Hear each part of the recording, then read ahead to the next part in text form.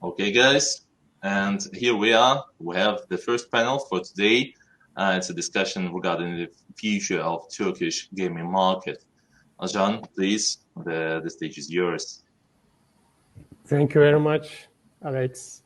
Hello and welcome, everyone. In this session, we will discuss about the future of Turkish gaming market.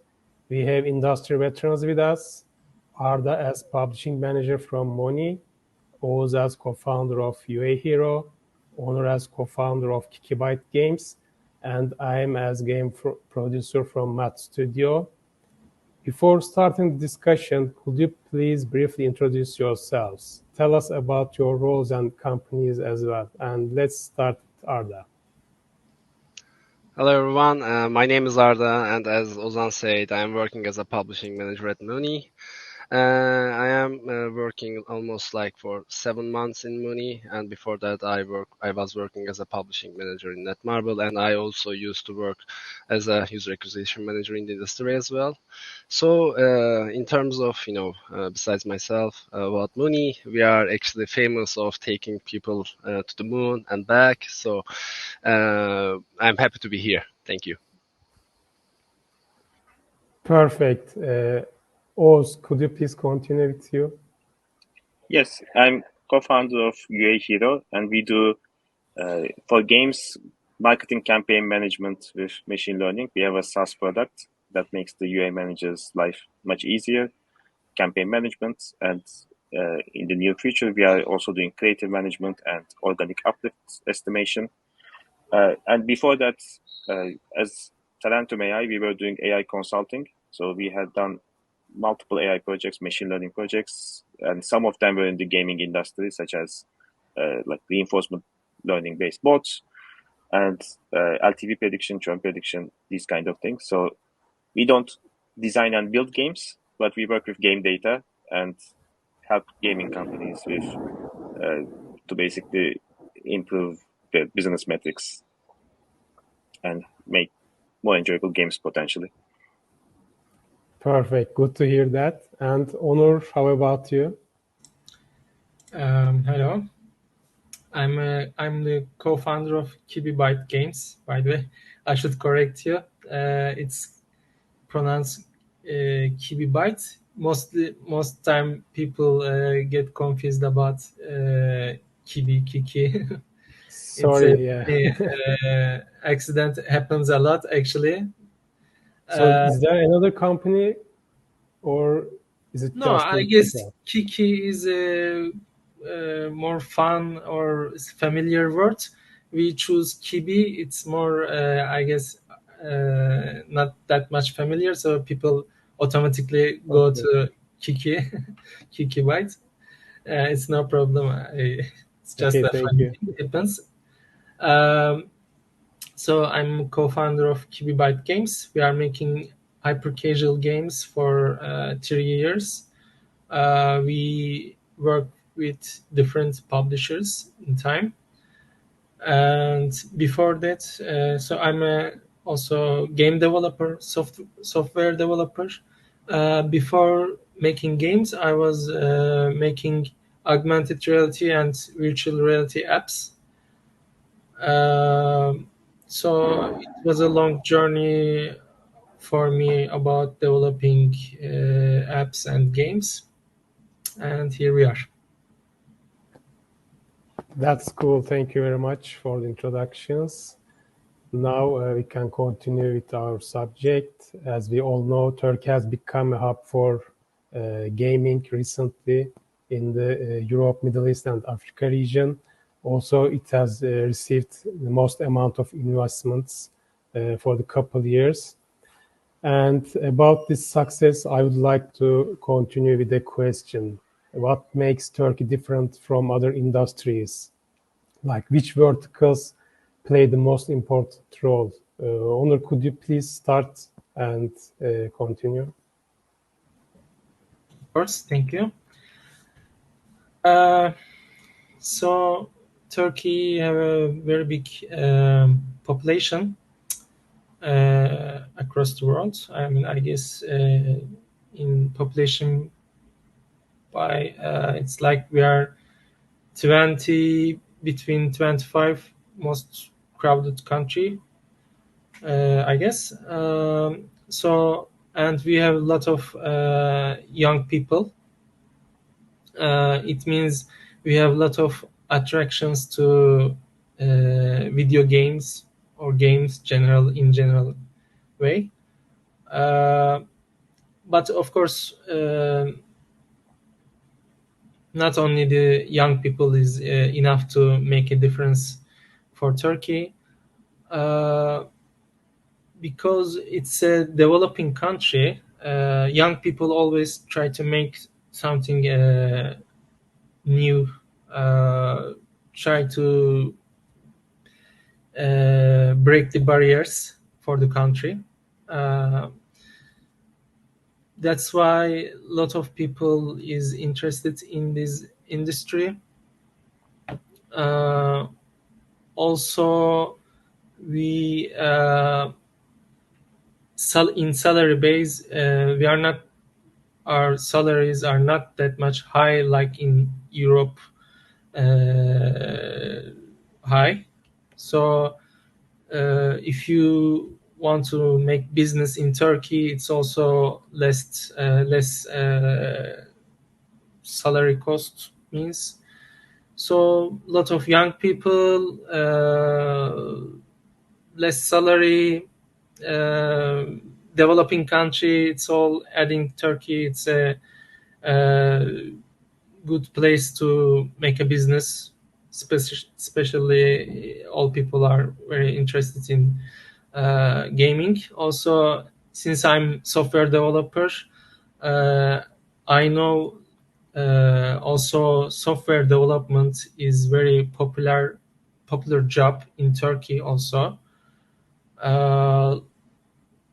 So when you add all of these things, it makes Turkey a little bit more attractive for this industry.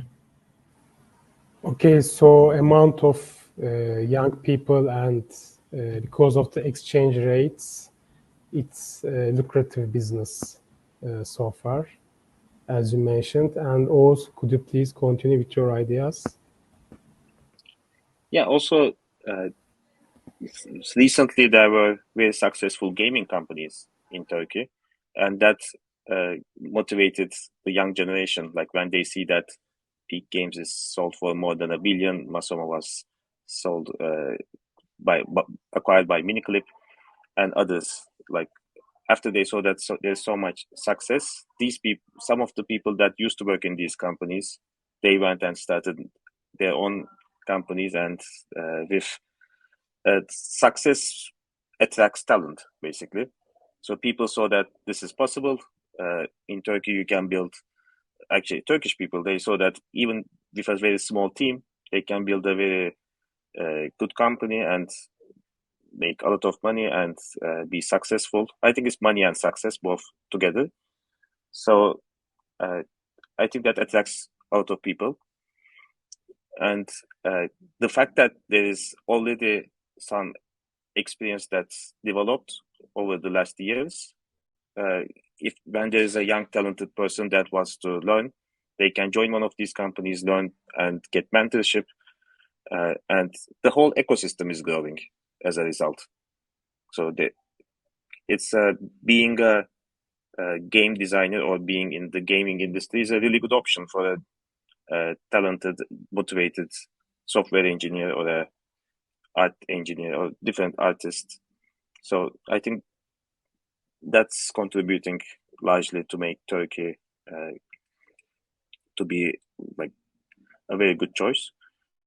And even on the investment side, I think VCs, investors from the world, from Europe, from US, maybe in other industries, they wouldn't look at Turkey or a Turkish company because of many reasons.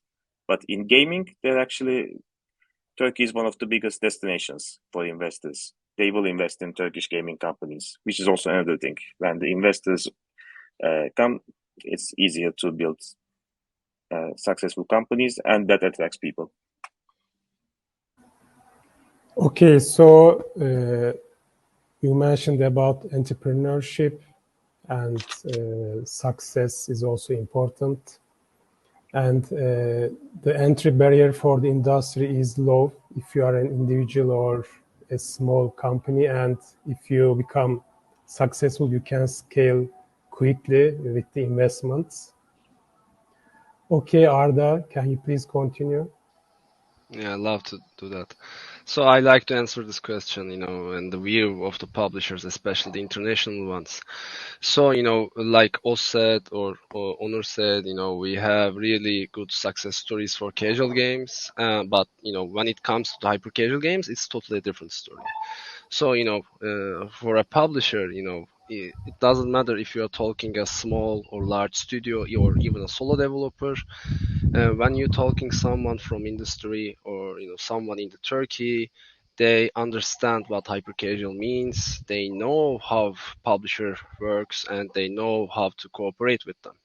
So this is, I think one of the biggest things special for the Turkey. Turkey and studios and developers in Turkey is probably one of the first countries for the corporations that understands hyper casual as a business model.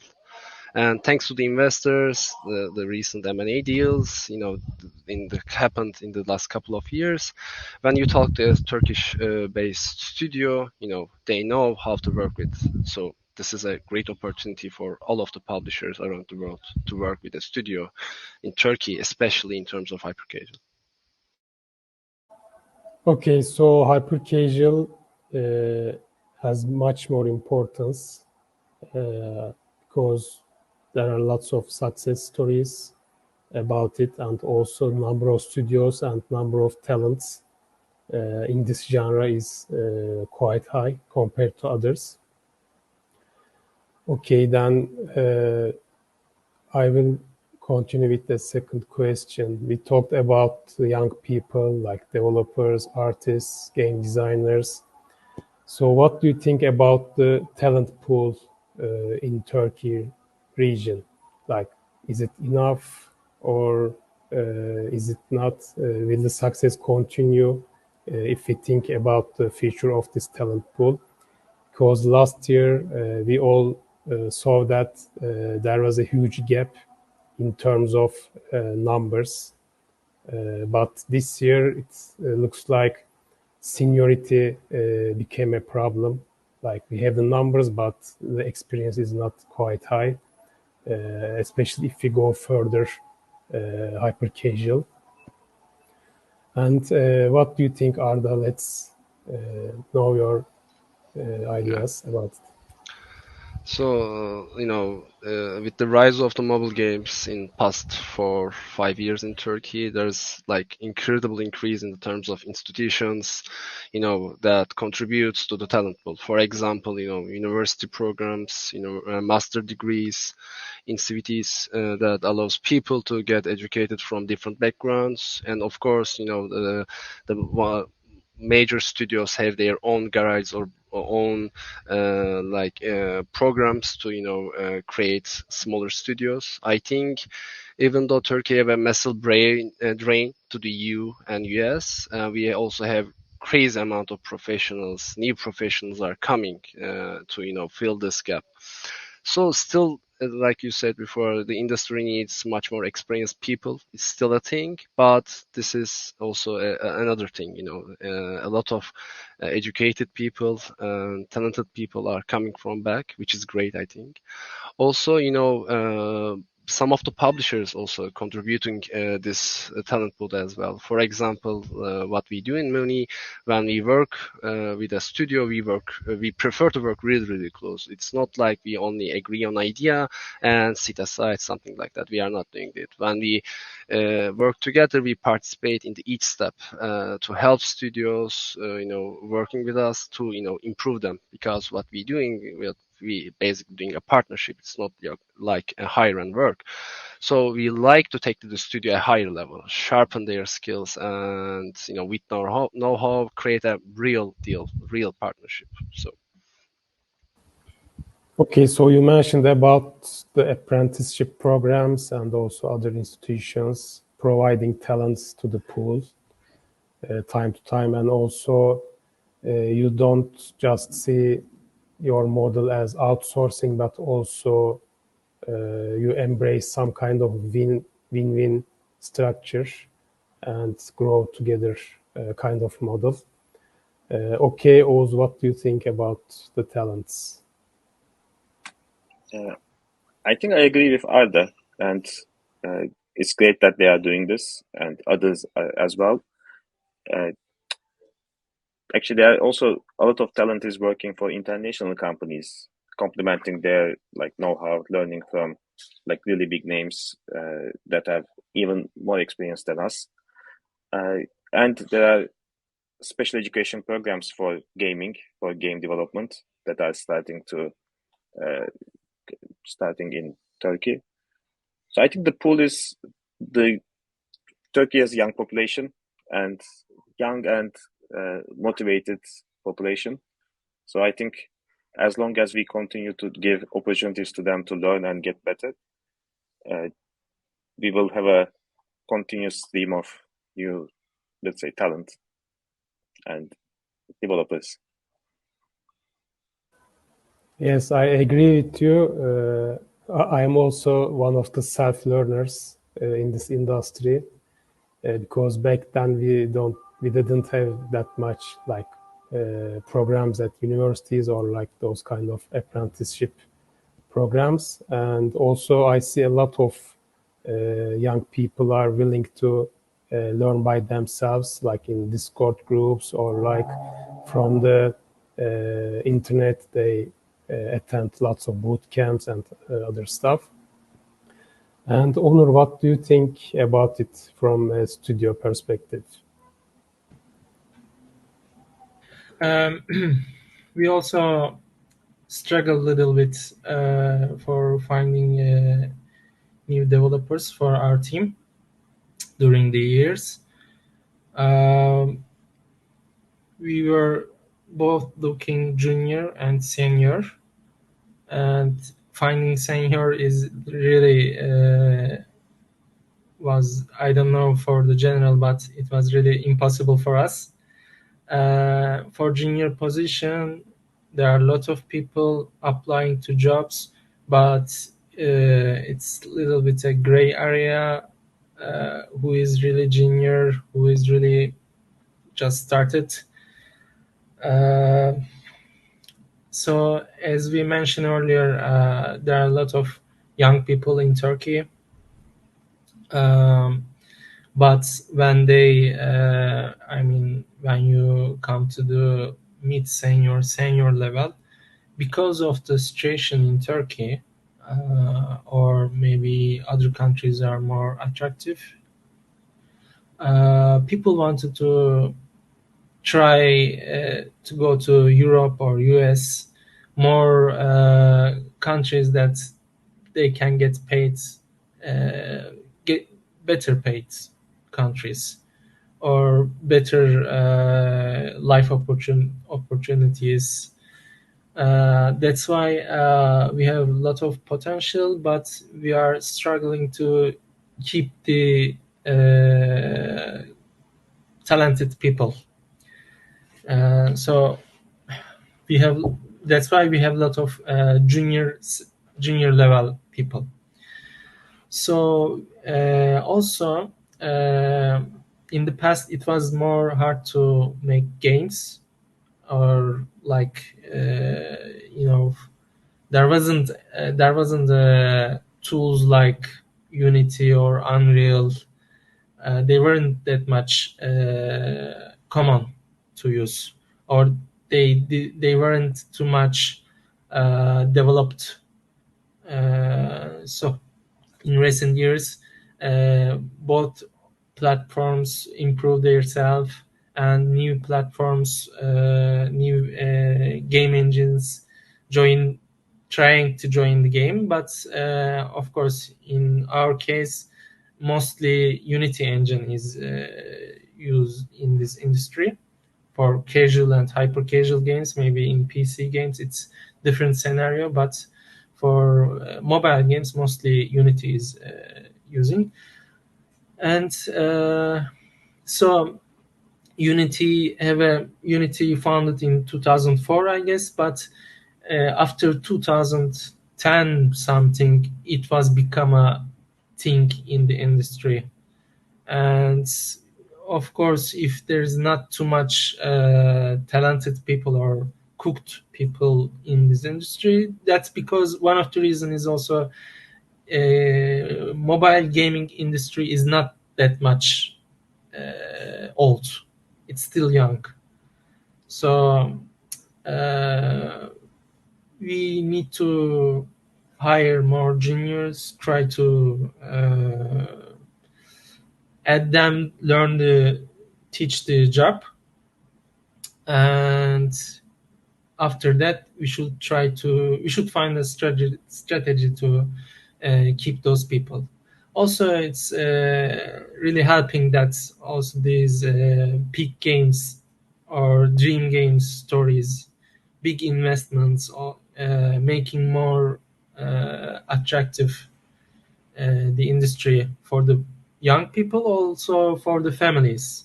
So when now kids want to say that I want to be game developer in the future, now maybe families are more supportive. And we have also more programs in universities. In my time, in my experience when I was in university, there was a game making course in the university, but it was elective, not was in the real program. So I was the only one who showed up, who signed to that course, and because of that, the course is closed. I had to choose a different course then. So I didn't have too much chance to learn Unity or game making in my time in university, but now it's more easy to learn. There are a lot of resources on internet. Everything is more easy, and also that make everything is more competitive at the same time. So there's enough potential in Turkey, but for further seniority level, Turkey needs a better strategy, I guess, or better focus in this industry. Okay, so you mentioned that in the past, people didn't have enough resources to learn or apply game industry. Also, you mentioned about the modern game engines, and with the low code, no code trend in the software industry recently, I think it's gonna be much more easier in the future to create games, even for the youngs and teenagers. They will make games without coding. Also, you mentioned about companies like Peak and the people departing from like those big institutions and creating their own success stories in other big companies. And thank you very much for your opinions. I will continue with our next topic, which is deals and partnerships. And recently we saw some kind of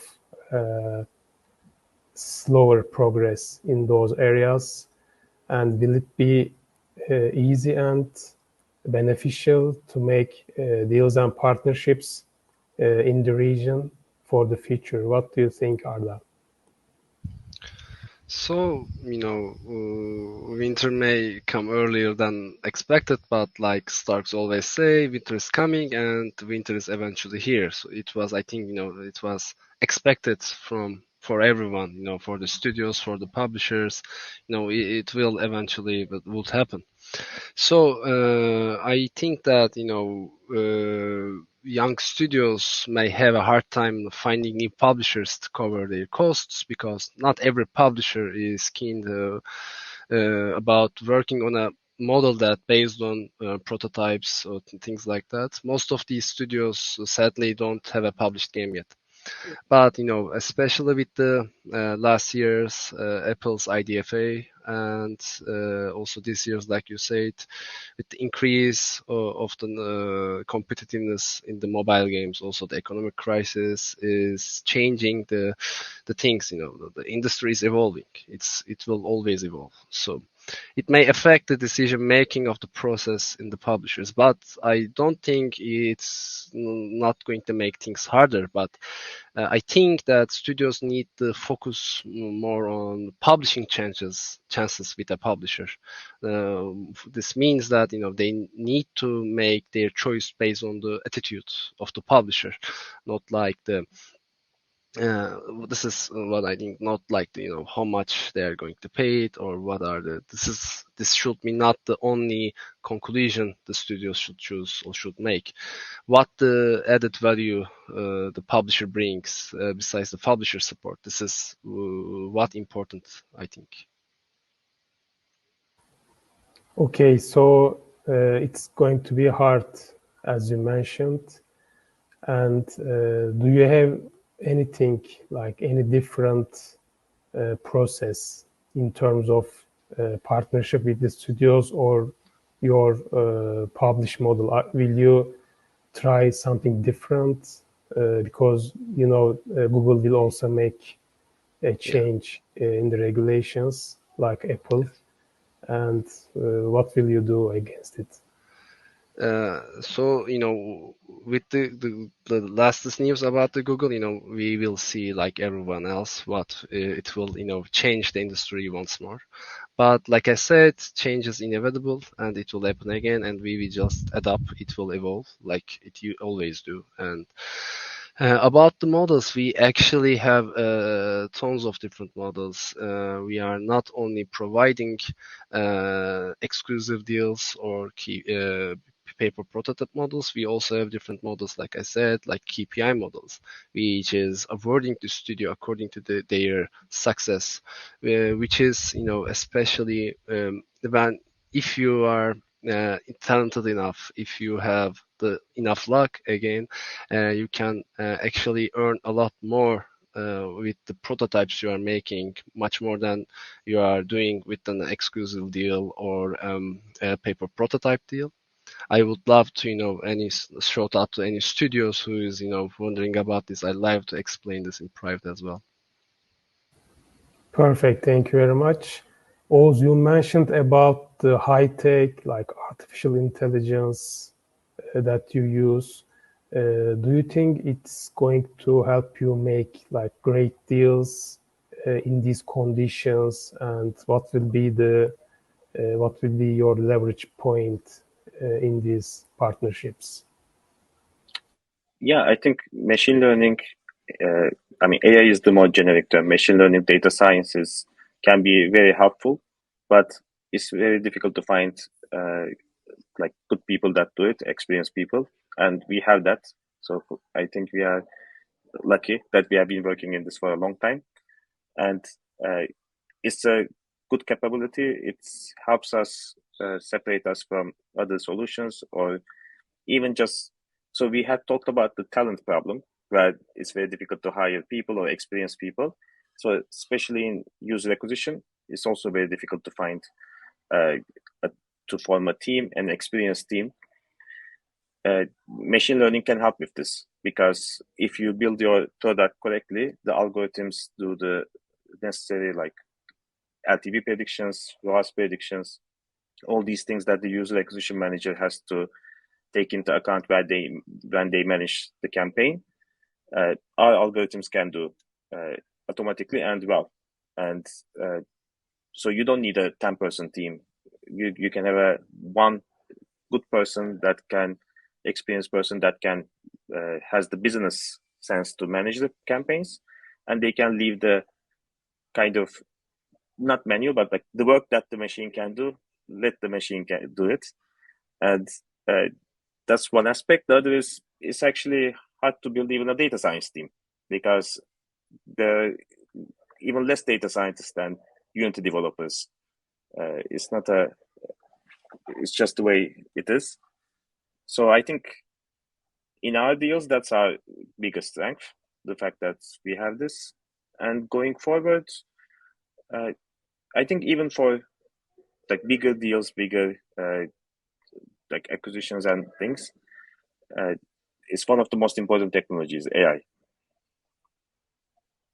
So having a good technologies makes it attractive. So with the power of high tech, you think partnerships will be more beneficial in the future? I think if you have good technology, then you are more likely for partnerships. It's you become a better partner, and if you're a better partner, then it will be it's better for you. You have more selection, more choice. Okay, thank you very much. Sorry. The last thing to add is, so there are a lot of gaming companies, but not that many technology companies like us in Turkey, and I think that's kind of like it's like an evolutionary step. Like first you have why did we decide to go into gaming? And one of the biggest is, of course, gaming is so much fun and people are very nice, but we were in Turkey, Istanbul based, and we saw it grow. It's part of the kind of evolution that we did this.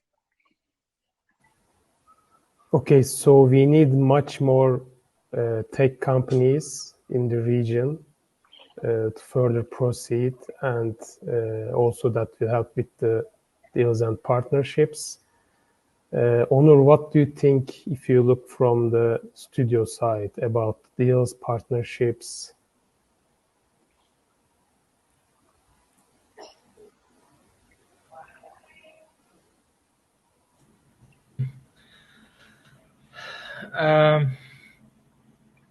Well, as Oz said, technology is important, really.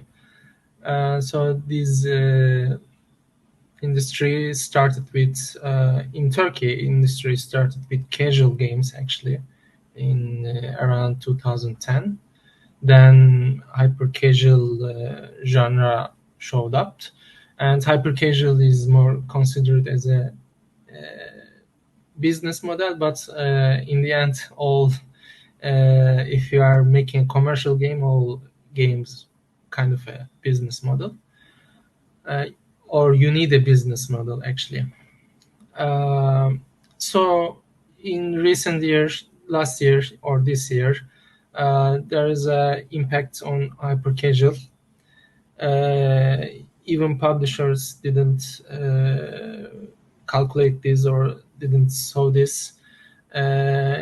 Everyone saw it when it happened, at the time that happened. I mean, this is what we saw, because everything changed suddenly, not in a transitional. So it affected little game companies. Also, we are not that much big, so we affected also. We get affected. But we were always expecting something like that can happen. I mean,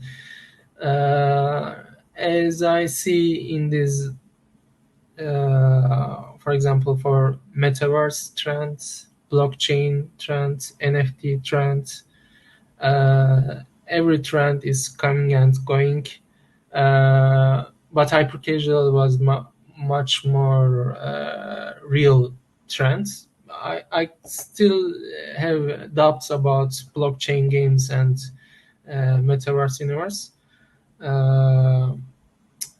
but also hyper-casual was a kind of a trend as we saw it now.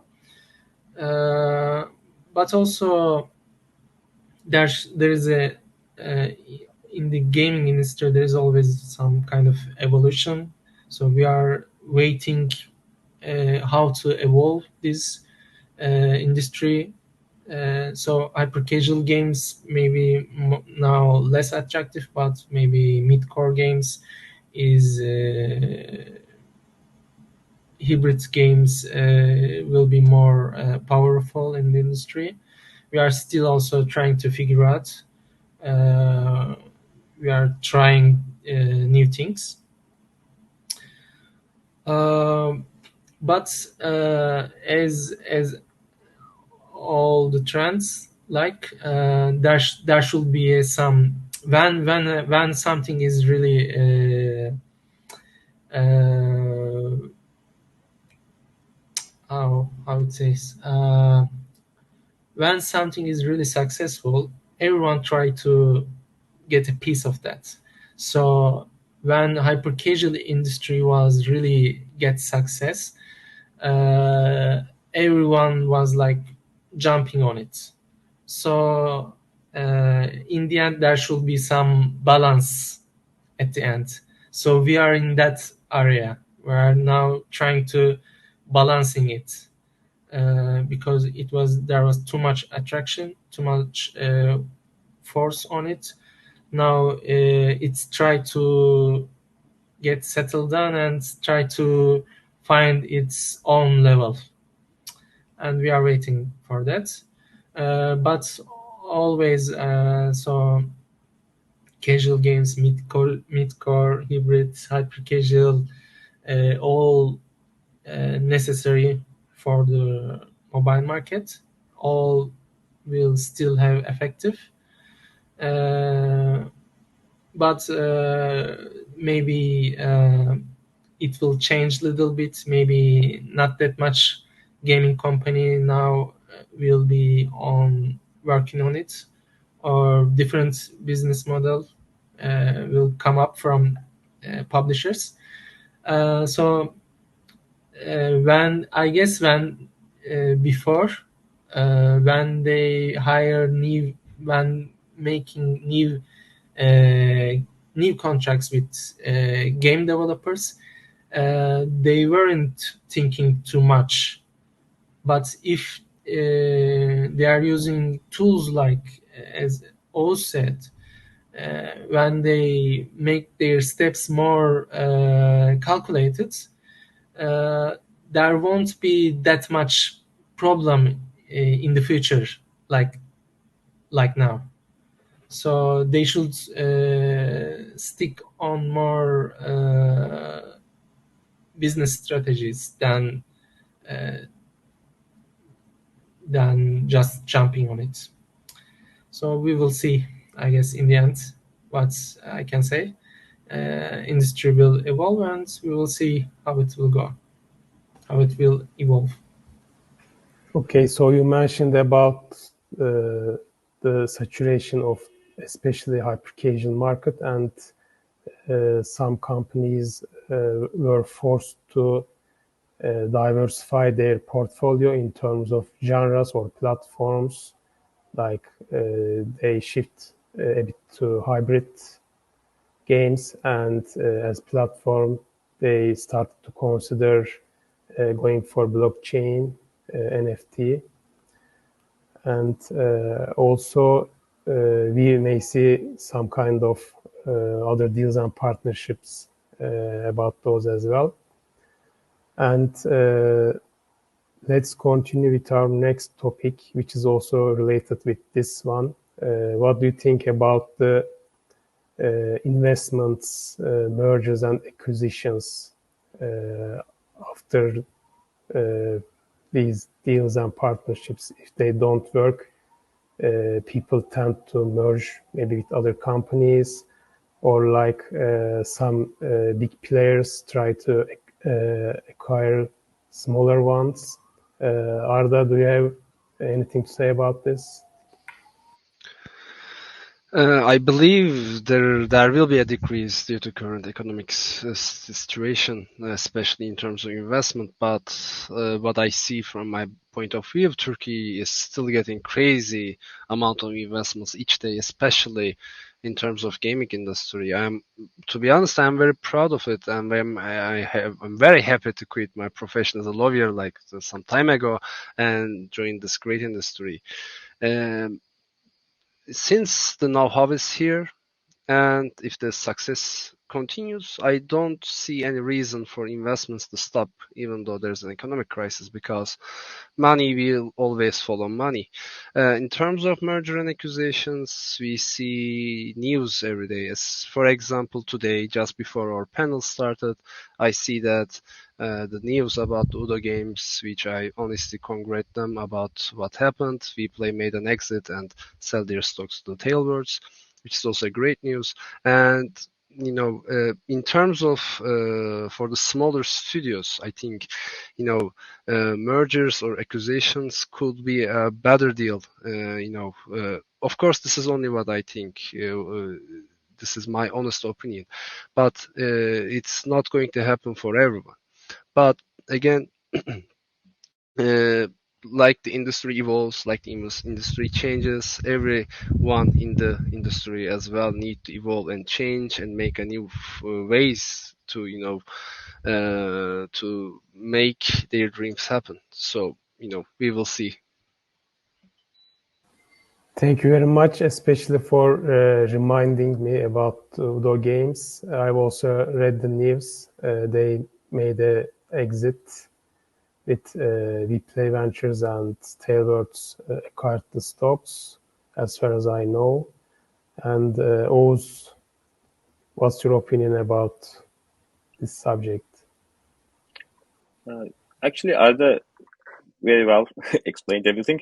But the only thing I'll add is, as there are all these, like kind of like a reminder, there are all these good exits in the last few years and continue to do so. But it takes a lot of hard work, and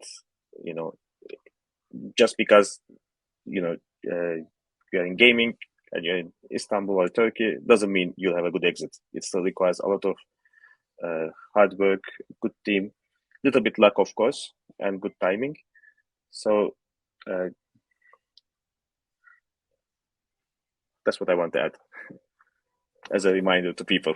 Be prepared. Like if you are, I mean, this is more for the newcomers. Like if you are entering this as a small team or even junior with this dream of usually like with some exit, many people have the exit dream now, especially like small studios.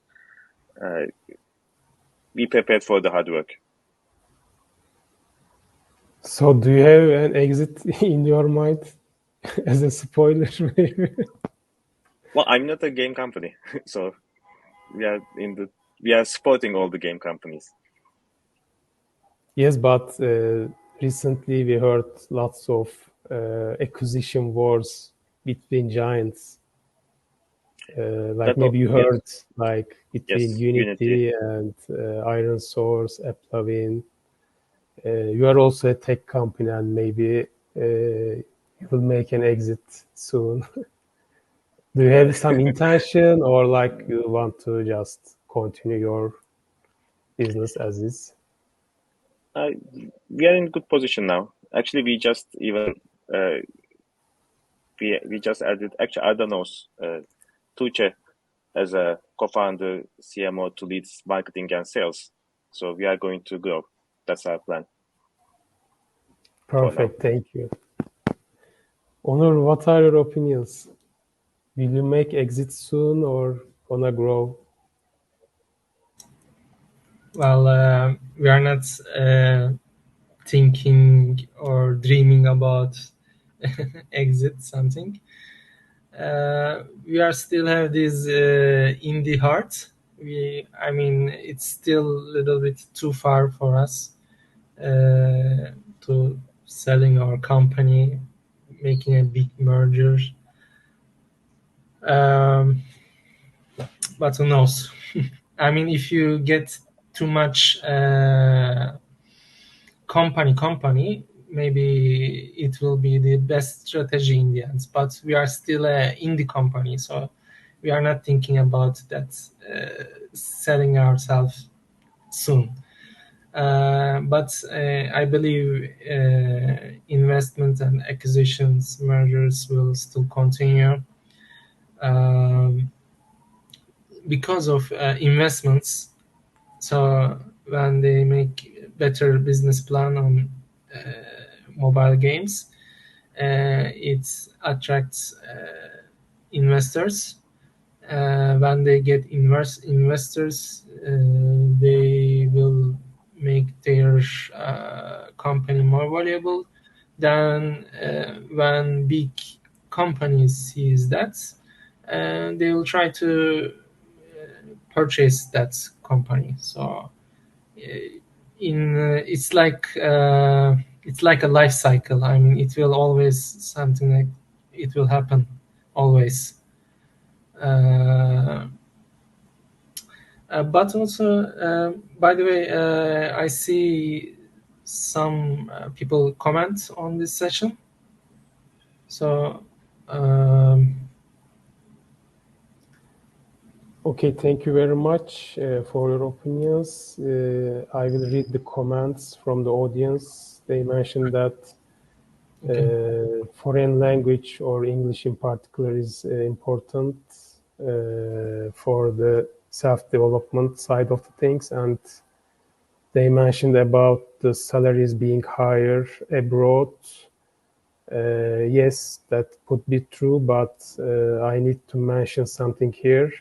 The term seniority is a bit different in the abroad as well, because I saw in lots of cases like some people consider themselves senior in a couple of years, but in, for example, Europe, you need to have at least 5 or 7 years of experience to be considered as a senior talent. And we also need to consider those metrics. Also, Onur, I would like to ask you, will you go for an investment round? You mentioned that you are an indie company, and I know there are lots of indie companies in the region which seek investments or maybe some mergers and have bigger plans. Will you have such a plan, or what would you recommend to other indie studios that are looking for investments? Well, yes, we don't want to sell our company, but we are open to investments. In the next month, maybe not this month, next month, we will have better. We are now trying to make a better plan for our future, for our company's future, and after that, we will start to make investment rounds. We'll try to. I mean, we want to grow and we want to keep productive. So that's why we will try to find investors like who support our ideas. And for the other game companies, I mean, you should open to everything. I mean, you should get support from service companies. You don't be try to be a hero or something. I mean, be open for every possible way. In the end, you will get successful, and yeah. Thank you very much. We all agree that it's really important to have investments or investors in the region, and mergers and acquisitions also fuel the growth. And I really wonder, will the Turkish industry grow after pandemics and like during the crisis? Because you know that pandemics significantly increased number of players, gamers, and also number of sessions, number of play time. And now it's coming to an end, and a crisis is at the door. What's your opinion, Arda, about it? So what I think is, believe it or not, it's going to keep increasing, like it's always do. But maybe due to, pandemics and of course maybe financial crisis, the growth, the speed of growth could be decreased, but the increase is not going to stop. For example, what I hear, especially I like to, say this in terms of hyper casual, every year I hear that hyper casual is dying, hyper casual is died now, hyper casual will die next year, but every year it's only getting bigger. But the what is making difference is, each year hyper casual is growing or gaming industry is growing, but the competition is increasing as well. This is what actually causes this distortion between everyone, especially the people in the industry. But it's like it doesn't matter if it's hyper casual or mobile gaming. This is like a rocket, and which is already taken off, and you can't rewind that. To jump in or off, it's totally up to us. So this is what I think. Perfect. I agree with you. The growth may slow down, but it will never end and continues to grow. Also, the competition increases, like we saw Amazon and Netflix also entered the game industry, and probably they will have some impact in the Turkish game industry soon. Oz, what about you? Do you have some forecasts about it, especially because you have lots of knowledge about user acquisition? What are the trends now? Will it decrease or increase? Well, I think overall it can get more difficult, of course, to have a very successful game. But if you have a quality game that entertains people, then people will continue to play it. So it's a matter of just it may be more difficult to have a hit. It may be more difficult to have successive hits, but it just who actually becomes successful in this coming environment will be more selective, so even better in a way. So it's an opportunity for the good creative people. Perfect. Thank you very much. Onur, what do you think about it? Are we going to see growth in the future in these conditions? First of all, when Arda said about what people think about hyper casual, that first, I mean, every time they think that this year hyper casual will fall down, this year it will die, people will not play anymore, something like that, because people think that we will always produce or play same games all the time. No, it will change. I mean, what industry will make games that's what people wants or people need according to their feedbacks, kind of.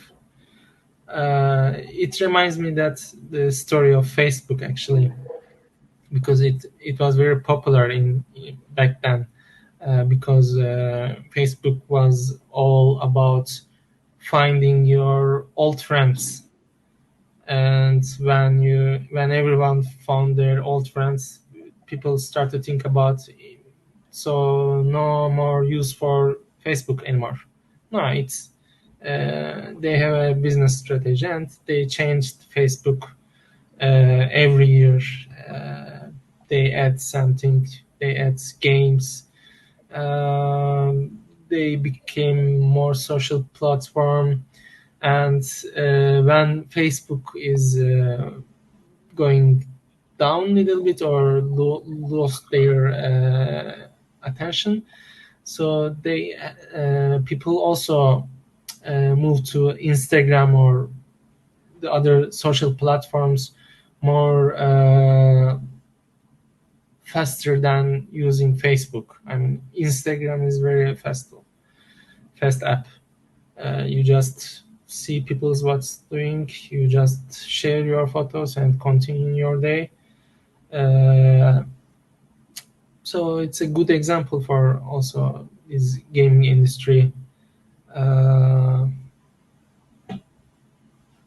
And yeah, I guess it will be go like that. We will see again what will happen. Perfect. Thank you very much. We are about to finish now. I'd like to ask to you if you want to add something before we close out. Arda, Oğuz, Onur.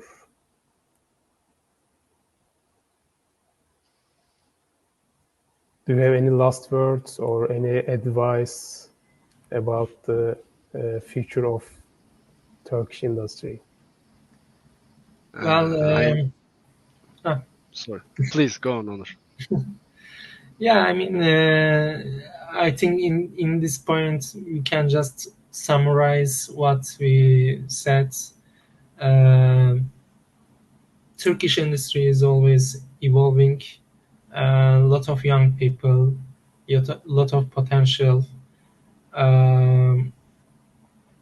but people just want to see what direction it will go, and we should keep up with it. I mean, we should try to adapt because always in every area, every industry, it's evolving. Something new technology is coming up, and we should keep it up with that.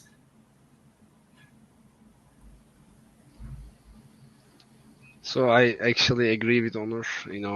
Adapting and evolving is like the life roots of this, like in any technological industry. So we need to adapt, we need to evolve ourselves like we always do. Remember the first games in the hyper casual industry back in 2018, 2017, and now there's a huge difference.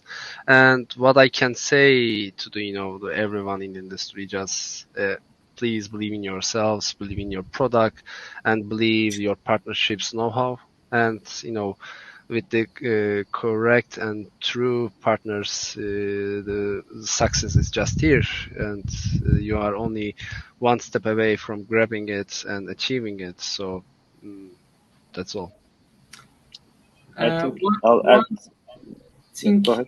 if I can add, so this pandemic era, also what happens to this industry teach us to be prepared for everything. So don't make your all investment for today or for this year. Just you should have a strategy B something. I mean, this is what pandemic and this era teach us, I guess. Yeah. So the one thing I'll add is it's great to adapt and follow the new technologies, but also it's also nice to stick to your vision and your plan. So don't just jump on the next new hype, which happens kind of often. Like if we have many companies that just jump to NFT now, just because it's easier to raise funding and all this, and everybody jumps onto that, and then everybody jumps onto the next one. But the ones that actually have a good vision executed, they also become successful, and they may end up being surviving the ups and the downs and become really great. Thank you very much for all your contributions. I would like to wrap up what we've talked so far. We mentioned about the verticals, talents, and mostly about investments, merger acquisitions, and growth. And we all have in common that Turkish industry will continue to grow no matter what the situation. And also, it's still profitable to be in the industry, whether as a game developing studio or a service provider, as a publisher or investor. And also thank you very much for our audience about their contributions with the questions and comments. And thank you very much for the Hyper Games team. See you next time. Thank you.